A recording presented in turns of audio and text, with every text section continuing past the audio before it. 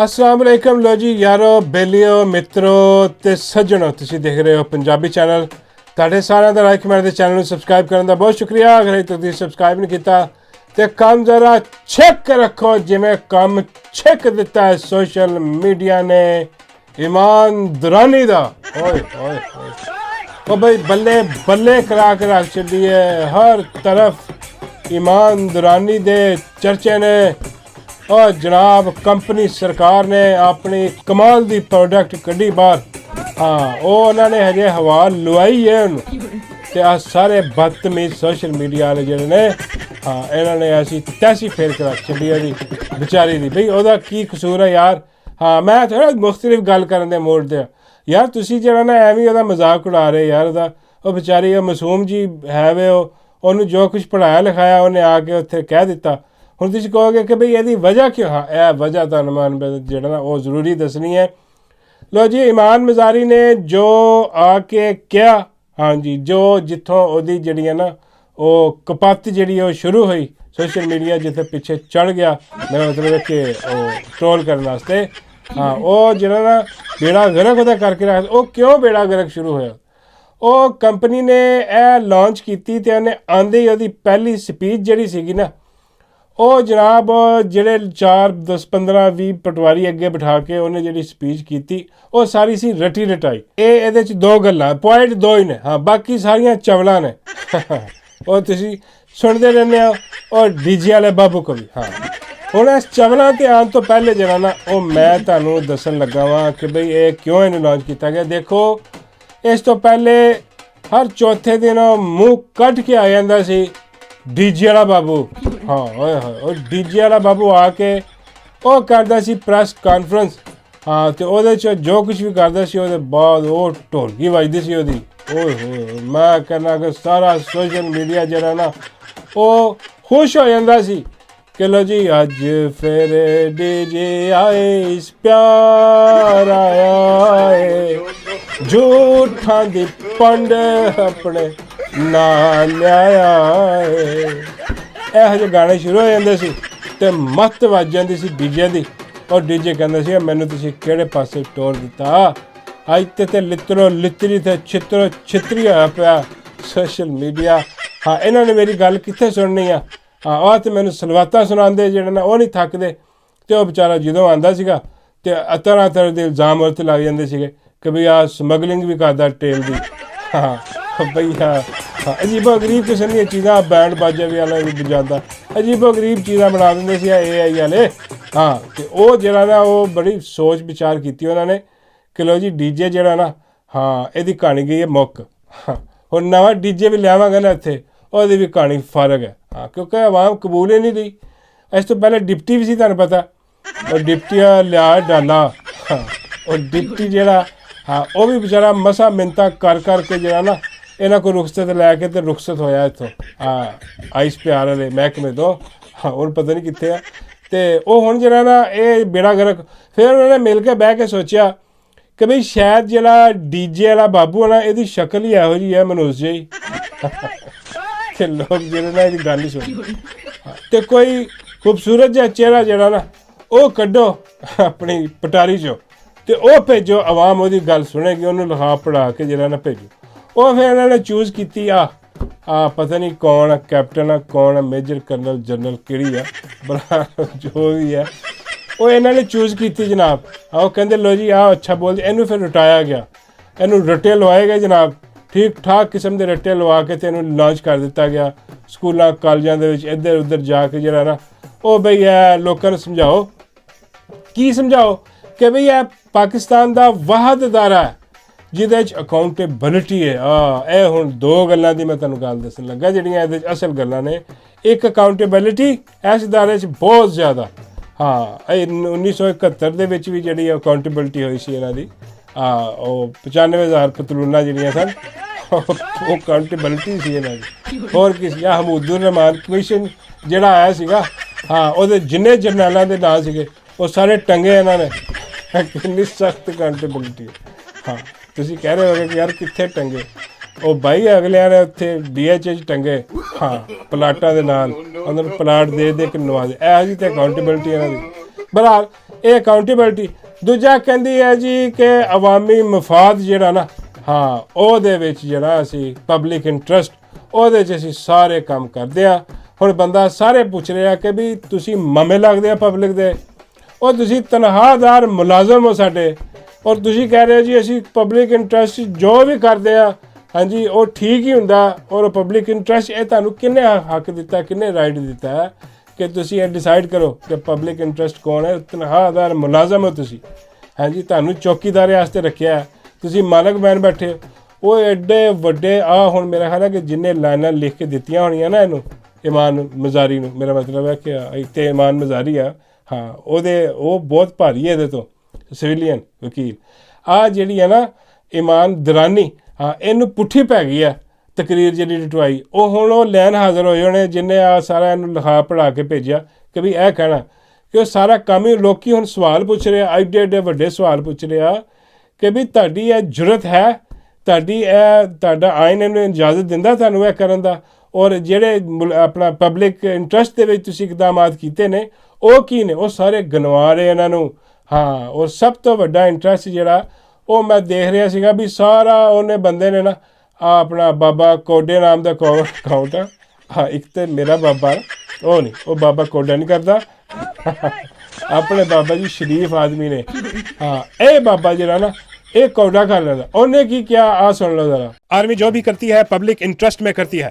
अवाम के लिए बिजली गैस और पेट्रोल महंगा कर दिया, जबकि आर्मी अफसरान की तनख्वाहों में 50% इजाफा कर दिया गया। पब्लिक इंटरेस्ट 90% से ज्यादा रिटायर्ड जर्नैल पाकिस्तान से माल बनाकर बैरून मुल्क फरार हो जाते हैं। Public interest military audit reports के मुताबिक पाकिस्तान की तकरीबन 70% आर्मी करप्शन में लुथड़ी है, जबकि बाकी के 30% का ऑडिट नहीं हुआ।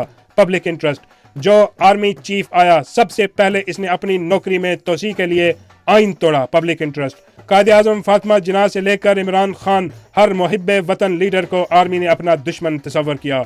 Public interest Hamoodur Rahman report के मुताबिक मशरकी पाकिस्तान में आर्मी अफसरान पान से लेकर खद्दर टाट तक की स्मगलिंग में मुलव्वस रहे। पब्लिक इंटरेस्ट हजारों पाकिस्तानियों के कातिल एहसानुल्लाह एहसान को फौज ने खुद अपनी हिरासत से फरार करवाया। पब्लिक इंटरेस्ट हर दौर में लसानी और मजहबी इंतहा पसंद तंजीमों को अपने चाबी वाले डोगी की तरह आर्मी इस्तेमाल करती आई। पब्लिक इंटरेस्ट गुज़िश्ता 3 दहाइयों से कराची में रेंजर्स तैनात है और औसतन 2 अरब रुपए का यौमिया भत्ता वसूल कर रही है। पब्लिक इंटरेस्ट 26 नवंबर को निहत्ते अवाम पर स्नाइपर अटैक करके लाशें चील कमों के आगे डाल दी। पब्लिक इंटरेस्ट में पब्लिक से मुराद फौज और इनके अहले खाना है, इसीलिए 70 साल से अवाम के हाथ पांव बांध के इनके गिर्द नंगा नाच रहे हैं और इनके जिस्मों को भंभोड़ रहे हैं। पब्लिक इंटरेस्ट लो जी ये सारा कुछ जरा ना वो तुहाडे सामने आ गया वा कि भाई ਜਿਹੜੇ सोशल मीडिया ਤੇ ਚੱਲ ਰਿਹਾ ਇਹ ऐसे सवाल पूछे जा रहे, ऐसे जवाब दिते जा रहे ने कि इन्हां दा बेड़ा गर्क हो गया हुण। और उत्तों AI वाले ਜਿਹੜੇ ਆ ਉਹਨਾਂ ਨੂੰ ਅੱਲਾ ਦੇਵੇ इदा ਦੀਆਂ ਵੀਡੀਓ बना रहे हैं कि अल्लाह माफ़ करे। देखो ज़रा चादर और 4 दीवारी फुलांग कर अंदर आ गए हैं कौमी मुफाद में। पब्लिक इंटरेस्ट वो कंधा टप गए हाँ अपना पब्लिक इंटरेस्ट दे विच कंधा टप के घरां च वड़ गए, चादर 4 दीवारी पमाल की इन्होंने और घरां च कैमरे भी ला छड्डे इन्होंने।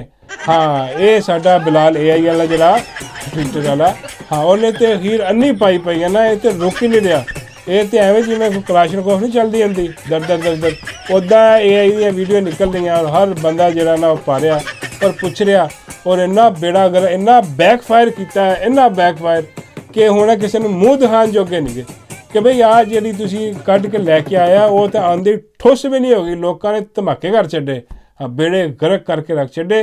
और बाबा जी कहते यार वो बेचारी मासूम जी ओदा की कसूर यार ओदे पिछे पे। मैं कहनी बाबा जी ओदे पिछे नहीं पे, आप पिछे पे जेड़ा कुछ उन्हें किया वा वो सारा कुछ उन्होंने लिखा पढ़ा के भेजा उत्थे ते ये समझदे सी कि बई हुण जिहड़ी कौम है ना, हाँ वो हुण साडे पिछे चल पाऊगी, हाँ अखां बंद करके तो असी जो कवांगे वो मान लेगी।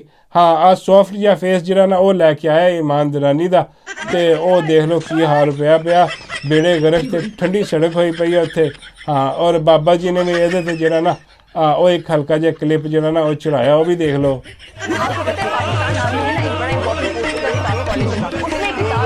ਉਹ ਬਾਬਾ ਦੇ ਦਰਬਾਰ ਚਿੜੀਆਂ ਬੋਲਦੀਆਂ, ਇਹ ਅਸਕਰੀ ਚਿੜੀਆਂ ਬੋਲਦੀਆਂ ਬਾਬੇ ਦੇ ਦਰਬਾਰ। ਬਾਬਾ ਜੀ ਕਹਿੰਦੇ ਕੋਈ ਛੋਟਾ ਮੋਟਾ ਦਰਬਾਰ ਨਹੀਂ ਮੇਰਾ, ਹਾਂ ਇੱਥੇ ਮੈਂ ਅਸਕਰੀ ਚਿੜੀਆਂ ਵੀ ਬੁਲਵਾ ਦਿੰਦਾ ਵਾ, ਜਿਹੜੀ ਬੋਲ ਰਹੀ ਹੈ ਨਾ ਪਿੱਛੇ ਦੀ ਓਕੇ। ਹਾਂ ਉਹ ਬੇੜੇ ਗਰਕ ਹੋਏ ਪਏ ਇੱਥੇ ਸਾਰੇ, ਜਿਹੜਾ ਨਾ ਹਿਸਾਬ ਕਿਤਾਬ ਜਿਹੜਾ ਨਾ ਉਹ ਲਾ ਰਹੇ ਨੇ, ਮੁਖਤਲਿਫ ਕਿਸਮ ਦੇ ਸਵਾਲ ਔਰ ਜਵਾਬ ਜਿਹੜਾ ਹੁਣ ਜਿਹੜਾ ਨਾ ਭਰਤੂ ਪੈ ਗਿਆ। ਹਾਂ GHQ ਦੇ ਵਿੱਚ ਉਹ ਕੰਪਨੀ ਸਰਕਾਰ ਹੈਂਡਲ ਸਾਰੇ ਇਕੱਠੇ ਹੋ ਕੇ ਬਹਿ ਗਏ ਨੇ ਕਿ ਬਈ ਇਹ ਅਸੀਂ ਕੀ ਜਿਹੜਾ ਨਾ ਉਹ ਆਪਣਾ ਪਟਾਖਾ ਅਸੀਂ ਛੱਡਿਆ ਸੀ, ਹਾਂ ਲੋਕਾਂ ਨੇ ਬੰਬ ਬਣਾ ਕੇ ਸਾਡੇ ਵਾਲੀ ਜਿਹੜਾ ਨਾ ਤੋੜ ਦਿੱਤਾ ਇਹਨੇ।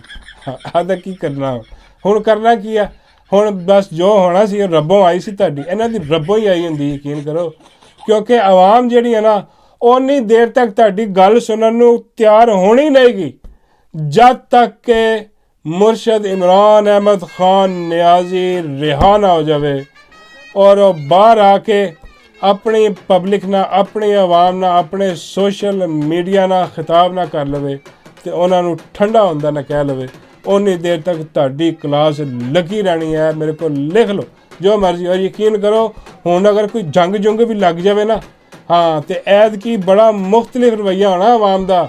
ਆਵਾਮ ਨਹੀਂ ਪਿੱਛੇ ਖੜੀ ਹੋਣ ਲੱਗੀ ਤੁਹਾਡੇ, ਕਿਉਂਕਿ ਹੁਣ ਮੌਕਾ ਸੀ ਜਦੋਂ ਕਿ ਜੀ ਉਹਨਾਂ ਦੇ ਮੁਰਸ਼ਦ ਨੂੰ ਛੱਡੋ, ਸਾਡੇ ਮੁਰਸ਼ਦ ਨੂੰ ਬਾਹਰ ਛੱਡੋ, ਰਿਹਾ ਕਰੋ ਸਿਆਸੀ। ਇਹਨਾਂ ਨੇ ਤੇ ਬੇੜਾ ਗਰਕ ਕਰਕੇ ਰੱਖ ਦਿੱਤਾ। ਉਹਦਾ ਅੰਦਰ ਜਿਹੜਾ ਨਾ ਵਜ਼ਨ ਘਟ ਗਿਆ ਖਾਨ ਸਾਹਿਬ ਦਾ, ਖਾਣਾ ਉਹ ਨਹੀਂ ਦੇ ਰਹੇ ਔਰ ਇੰਨੀ ਗਰਮੀ ਦੇ ਵਿੱਚ ਉਹਨਾਂ ਨੂੰ ਰੱਖਿਆ, ਪੱਖਾ ਬੰਦ, ਲਾਈਟ ਕੋਈ ਨਹੀਂ, ਔਰ ਜਿਹਨਾਂ ਨੇ ਜ਼ੁਲਮ ਜਬਰ ਉਹਦੇ 'ਤੇ ਜਾਰੀ ਕੀਤਾ। ਲੇਕਿਨ ਉਹ ਵੀ ਅੱਲਾ ਦਾ ਐਸਾ ਬੰਦਾ, ਐਸਾ ਵਲੀ ਅੱਲਾ ਦਾ ਮੁਰਸ਼ਦ ਇਮਰਾਨ ਅਹਿਮਦ ਖਾਨ ਨਿਆਜ਼ੀ ਕਿ ਉਹ ਕਹਿੰਦਾ ਹੈ ਕਿ ਮੈਂ ਮਰਦੇ ਦਮ ਤੱਕ ਯਜ਼ੀਦ ਦੀ ਬੈਤ ਨਹੀਂ ਕਰਾਂਗਾ, ਜੋ ਮਰਜ਼ੀ ਹੋ ਜਾਏ। ਮੈਂ ਇਸ ਫਿਰੌਨ ਦੇ ਪਿੱਛੇ ਖੜਾ ਨਹੀਂ ਹੋਵਾਂਗਾ, ਇਸ ਫਿਰੌਨ ਦੀ ਨਹੀਂ ਮੰਨਾਂਗਾ ਕੋਈ ਵੀ। ਔਰ ਉਹ ਮੁਰਸ਼ਦ ਖੜਾ ਔਰ ਆਪਣੇ ਪੂਰੇ ਕੱਦ ਨਾਲ ਖੜਾ ਹੈ, ਕਿਉਂਕਿ ਹੁਣ ਉਹਦੇ ਅੱਗੇ ਇਹ ਨਹੀਂ ਐਸੀ ਤੁਸੀਂ ਸੋਚਦੇ ਆ ਨਾ ਅਸੀਂ ਕਿ ਯਾਰ ਆ ਜਿਹੜਾ ਨਾ ਵਜ਼ੀਰ ਆਜ਼ਮ ਇਮਰਾਨ ਖਾਨ ਫਿਰ ਬਣੇ, ਮੈਂਡੇਟ ਵਾਪਸ ਮਿਲੇ, ਜਿਹੜਾ ਨਾ ਅਮਨ ਸਕੂਨ ਦੁਬਾਰਾ ਸ਼ੁਰੂ ਹੋਵੇ। ਮੁਰਸ਼ਦ ਨਹੀਂ ਸੋਚ ਰਿਹਾ, ਉਹਦੇ ਅੱਗੇ ਬਿਲਕੁਲ ਵੀ ਨਹੀਂ ਹੈ ਕਿ ਮੈਂ ਵਜ਼ੀਰ ਆਜ਼ਮ ਬਣਨਾ। ਉਹ ਕਹਿੰਦਾ ਕਿ ਮੈਂ ਤਾਰੀਖ 'ਚ ਜ਼ਿੰਦਾ ਰਹਾਂਗਾ। ਔਰ ਯਕੀਨ ਕਰੋ ਕਿ ਜਦ ਤੱਕ ਮੁਰਸ਼ਦ ਤਾਰੀਖ 'ਚ ਜ਼ਿੰਦਾ ਰਹੇਗਾ ਔਰ ਹਮੇਸ਼ਾ ਰਹੇਗਾ, ਉਨੀ ਦੇਰ ਤੱਕ ਇਹਨਾਂ ਦੀ ਠੁਕਾਈ ਜਿਹੜੀ ਹੈ ਨਾ ਉਹ ਹੁੰਦੀ ਰਹੇਗੀ। ਇਹਨਾਂ ਦੀ ਕ੍ਰੈਡੀਬਿਲਿਟੀ 0 ਹੈ ਔਰ 0 ਹੀ ਰਹੇਗੀ ਤਾਂ ਅਬਦ, ਹਮੇਸ਼ਾ ਦੇ ਤੌਰ 'ਤੇ। ਚਾਹੇ ਇੱਥੇ ਜੰਗਲ ਦਾ ਬਾਦਸ਼ਾਹ ਚਲਾ ਜਾਵੇ, ਕੋਈ ਦੂਜਾ ਬਾਦਸ਼ਾਹ ਵੀ ਆ ਜਾਵੇ, ਯਕੀਨ ਕਰੋ। ਐਡੀ ਵੱਡੀ ਮਾਰ ਦੇ ਰਿਹਾ ਖਾਨ ਇਹਨਾਂ ਨੂੰ, ਐਡੀ ਵੱਡੀ ਮਾਰ ਤੁਸੀਂ ਸੋਚ ਨਹੀਂ ਸਕਦੇ। ਕਿਉਂਕਿ ਇਹ ਤਾਰੀਖ ਜਿਹੜਾ ਖਾਨ ਲਿਖ ਰਿਹਾ ਨਾ ਇਹ ਹਮੇਸ਼ਾ ਵਾਸਤੇ ਹੈ ਅਤੇ ਇਹਨਾਂ ਦੀ ਠੁਕਾਈ ਵੀ ਹੁਣ ਹਮੇਸ਼ਾ ਵਾਸਤੇ ਹੁੰਦੀ ਰਹੇਗੀ। ਹਜੇ ਵੀ ਮੌਕਾ ਕਿ ਹਜੇ ਵੀ ਬੰਦੇ ਦੇ ਪਿੱਛੇ ਬਣਨ, ਹਜੇ ਵੀ ਖਾਨ ਨਾਲ ਜਾ ਕੇ ਬੈਠਣ, ਖਾਨ ਨੂੰ ਬਾਹਰ ਕੱਢਣ, ਇਹ ਸਾਰਾ ਜ਼ੁਲਮ ਜਬਰ ਬੰਦ ਕਰਨ ਜਿਹੜਾ ਆਇਨ ਨੇ ਇਹਨਾਂ ਨੂੰ ਕੰਮ ਦਿੱਤਾ ਉਹਦੀ ਤਰਫ ਲੌਟ ਜਾਣ, ਆਪਣੇ ਕੰਮ ਦੀ ਤਰਫ। ਲੇਕਿਨ ਜਦੋਂ ਬੰਦਾ ਫਿਰੌਨ ਬਣਿਆ ਹੁੰਦਾ ਨਾ ਉਹਨੂੰ ਲੱਗਦਾ ਕਿ ਸਾਰਾ ਕੁਝ ਮੇਰੇ ਇਖਤਿਆਰ ਦੇ ਵਿੱਚ ਹੀ ਹੈ, ਮੈਂ ਜੋ ਚਾਹਾਂਗਾ ਕਰਾਂਗਾ। ਉਹ ਫਿਰ ਰੱਬ ਬੋਲਦੀ ਨਾ ਰੱਸੀ ਢਿੱਲੀ ਕਰ ਦਿੰਦਾ ਕਿ ਜਾ ਤੂੰ ਹੀ ਸਾਰਾ ਕੁਝ ਹੈ। ਫਿਰ ਜਦੋਂ ਖਿੱਚਦੀ ਹੈ ਨਾ ਰੱਸੀ, ਹਾਂ ਫਿਰ ਇਹਨਾਂ ਨੂੰ ਨਾਨੀ ਯਾਦ ਆਏਗੀ ਔਰ ਬੜਾ ਕਰੀਬ ਹੈ। ਅੱਲਾ ਖੈਰ ਕਰੇ। ਇਹ ਜਿਹੜਾ ਜ਼ੁਲਮਤ ਜਬਰ ਇਹਨਾਂ ਨੇ ਕੀਤਾ ਹੈ ਬੰਦ ਹੋਏਗਾ। ਖੈਰ ਜੀ, ਉਹ ਇਮਾਨ ਦੁਰਾਨੀ ਜਿਹੜੀ ਹੈ, ਹਾਂ ਉਹਦੀ ਵਾਵਾ ਢੋਲਕੀ ਵੱਜ ਰਹੀ ਹੈ ਹਰ ਤਰਫ। ਔਰ ਬਾਬਾ ਜੀ ਫਰਮਾਉਂਦੇ ਕਿ ਵੀ ਜਦੋਂ ਫਾਰਗ ਹੋ ਜਾਏ, ਹਾਂ ਉਦੋਂ ਮੇਰੇ ਵੱਲ ਭੇਜ ਦੇਣਾ। ਮੈਂ ਬਾਬਾ ਜੀ ਤੁਸੀਂ ਕੀ ਕਰਨਾ, ਉਹ ਫੌਜੀ ਹੈ ਇੱਟਾਂ ਉੱਟਾਂ ਟੰਗ ਦੇਗੀ। ਬਾਬਾ ਜੀ ਕਹਿੰਦੇ ਨਹੀਂ ਯਾਰ ਮੈਂ ਇਹਨੂੰ ਸਮਝਾਵਾਂਗਾ ਕਿ ਬਈ ਜਿਨ੍ਹਾਂ ਨੇ ਤੈਨੂੰ ਸਮਝਾਇਆ ਵਾ ਕੋਈ ਇੰਤਹਾਈ ਕੋਈ ਬਗੈਰਤ ਦੇ ਬੱਚੇ ਨੇ। ਹਾਂ ਇੱਦਾਂ ਦੀਆਂ ਗੱਲਾਂ। ਆਵਾਮ ਬਹੁਤ ਪੜ੍ਹੀ ਲਿਖੀ ਆ, ਆਵਾਮ ਹੁਣ ਨਿਕਲ ਆਈ। ਇਹ ਅਜੇ ਤੱਕ 80-90 'ਚ ਫਸਿਆ ਹੋਇਆ। ਯਾਰ ਤੂੰ ਖੁਦਾ ਦਾ ਖੌਫ ਕਰੋ, ਬਈ ਬਾਹਰ ਨਿਕਲੋ ਯਾਰ ਆਪਣਾ ਗੇਮ ਤੋਂ ਜਿਹੜਾ ਅੰਧੇਰੇ 'ਚ ਤੁਸੀਂ ਰੱਖੇ ਹੋਏ। ਆਵਾਮ ਬੜੀ ਅੱਗੇ ਨਿਕਲ ਗਈ ਆ। ਔਰ ਬਾਬਾ ਜੀ ਫਰਮਾਉਂਦੇ ਨੇ ਕਿ ਬਈ ਉਹ ਇਹਦਾ ਮਤਲਬ ਹੈ ਕਿ ਫਿਰ ਉਹ ਨਾ ਸਮਝੀਏ DG ਲਓ। ਮੈਂ ਕਿਹਾ ਬਾਬਾ ਜੀ ਨਹੀਂ DG ਵੀ ਆ ਜਾਏਗਾ। ਬਾਬਾ ਜੀ ਫਰਮਾਉਂਦੇ ਨਹੀਂ ਮੇਰਾ ਨਹੀਂ ਖਿਆਲ, ਮੇਰਾ ਖਿਆਲ ਹੈ ਕਿ ਹੁਣ ਕੋਈ ਹੋਰ ਲੱਭਣਗੇ ਚਿਹਰਾ। ਮੈਂ ਕਿਹਾ ਬਾਬਾ ਜੀ ਇਹ ਹੈ ਨਾ ਇਮਾਨਦਾਰਾਨੀ ਆ ਗਈ ਹੈ, ਹੁਣ ਇਹੀ ਆਇਆ ਕਰੀ ਸ਼ਾਇਦ ਇਹਨੂੰ ਹੀ ਲਾ ਦੇਣ DG ਆਇਸ ਪਿਆਰ। ਬਾਬਾ ਜੀ ਕਹਿੰਦੇ ਆਇਸ ਦਾ ਤਾਂ ਪਤਾ ਨਹੀਂ, ਪਿਆਰ ਬਰਾ ਲਾ ਦੇਣ, ਪਿਆਰ ਕਰ ਲਾਂਗੇ। ਬਾਬਾ ਜੀ ਕੀ ਕਰ ਗਿਆ? ਬਾਬਾ ਜੀ ਕਹਿੰਦੇ ਬਈ ਇਹ ਤਾਂ ਐਕਸੀਡੈਂਟ ਫੇਲ ਹੋ ਗਿਆ, ਅੱਜ ਜਿਹੜੀ ਚਲਾਈ ਸੀ ਇਹਨਾਂ ਨੇ ਕਾਰਤੂਸ ਇਹ ਠੁੱਸ ਹੋ ਗਿਆ, ਮੇਰਾ ਮਸ਼ਵਰਾ ਕੰਪਨੀ ਨੂੰ ਦੇ ਦੇ। ਮੈਂ ਕਿਹਾ ਬਾਬਾ ਜੀ ਕੀ? ਬਾਬਾ ਜੀ ਕਹਿੰਦੇ ਛੱਡੋ, ਜਿਹੜਾ ਕੰਮ ਕਰਨ ਵਾਲਾ ਉਹ ਕਰੋ। ਮੈਂ ਕਿਹਾ ਬਾਬਾ ਜੀ ਮੇਰਾ ਤੁਹਾਡਾ ਮਤਲਬ ਹੈ ਕਿ ਆਇਨ ਦੇ ਮੁਤਾਬਿਕ ਆਪਣਾ ਕੰਮ। ਬਾਬਾ ਜੀ ਕਹਿੰਦੇ ਨਹੀਂ ਆਇਨ ਦੇ ਮੁਤਾਬਿਕ ਇਹਨਾਂ ਨੇ ਕਿੱਥੇ ਗੁਜ਼ਾਰਨੀ ਜ਼ਿੰਦਗੀ। ਹੁਣ ਨਹੀਂ, ਹੁਣ ਛਿੱਤਰ ਪੈਣਗੇ ਤੇ ਪਿੱਛੇ ਹਟਣਗੇ ਨਹੀਂ ਤੇਰ ਕੋਈ ਨਹੀਂ। ਮੈਂ ਕਿਹਾ ਬਾਬਾ ਜੀ ਫਿਰ ਬਾਬਾ ਜੀ ਕਹਿੰਦੇ ਹੁਣ ਕੁਛ ਛੱਡੋ ਆ ਇਮਾਨ ਦੁਰਾਨੀ ਇਹ ਉਹ ਸਾਰਾ ਕੁਛ ਜੋ ਕਰਨ ਵਾਲਾ ਕੰਮ ਉਹ ਕਰੋ। ਮੈਂ ਕਿਹਾ ਬਾਬਾ ਜੀ ਕੀ ਕਰਨਾ? ਬਾਬਾ ਜੀ ਕਹਿੰਦੇ ਡੱਡੂ ਲਿਆਓ ਡੱਡੂ ਨੂੰ ਲਾ ਦਿਓ ਡੀਜੀ ਆਈਸ ਪਿਆ, ਡੱਡੂ ਨੂੰ ਡੀਜੀ ਆਈਸ ਪਿਆ ਲਾ ਦਿਓ। ਹਾਂ ਤੇ ਬਾਬਾ ਜੀ ਕਹਿੰਦੇ ਮੈਨੂੰ ਪਿਆਰ ਕਰਨ ਵਾਲਾ ਲਾ ਦਿਓ। ਲੱਕੀ ਸਮਝ